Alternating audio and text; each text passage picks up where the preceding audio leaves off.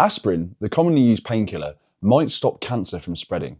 But before you rush to Tesco, here's what you need to know. Quite surprising studies over 10 years ago showed that people who were already taking a daily aspirin were usually more likely to survive if they were diagnosed with cancer. It's been a topic of interest for many years, but no one's really known how it works, which has limited our ability to safely give it to patients. However, scientists at the University of Cambridge have found, by accident, that aspirin helps the immune system fight cancers before they spread. One of the components of your white blood cells are called T cells. These T cells identify dangerous things in your body and kill them off early, like bacteria, infections, and sometimes cancers. It's thought in cancers that the cancer has an ability to hijack platelets, which then can release factors which suppress the T cells from doing their normal job of killing off the cancerous cells. We've long known that aspirin interacts with platelets via a mediator called thromboxane. This is why people who have a stroke typically get put on aspirin after their stroke, because it reduces the ability of the platelets to clot like they normally would,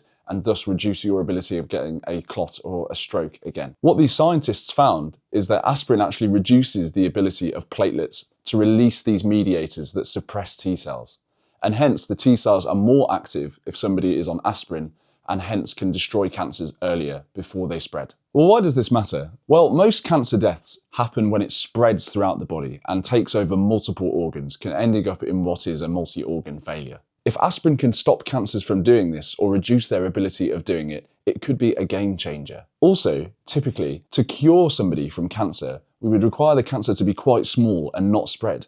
So we could do something like an operation to get rid of the tumour. If the cancer spread, it makes it much more difficult to cure, and is one of the big reasons that we have things like screening in the UK to pick up cancers earlier. So, should you just go to the shop and start taking aspirin? Well, not so fast. This research is still in animals, so we don't know if this works the same way in people yet. Aspirin can cause serious side effects, such as bleeding in the GI tract or a hemorrhagic stroke where you bleed into the brain. So it has to be balanced of benefit versus risk. At the moment, we simply don't have enough data in people to be able to make a national recommendation about whether people should be taking aspirin for its relationship with cancer. So what's next? Well, this is a really positive step, being able to understand the relationship between aspirin and cancer. This could in time lead to new drugs which are more selective and therefore take advantage of this component of what aspirin does, but doesn't do all the other stuff that aspirin does and hence doesn't cause the bleeding risk. Any coordination of a patient's cancer treatment should be done by their oncologist, and they will be the ones to be able to identify whether their patient could benefit from aspirin or not.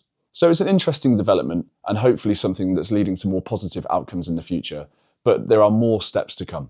If you like content like this, please follow my channel.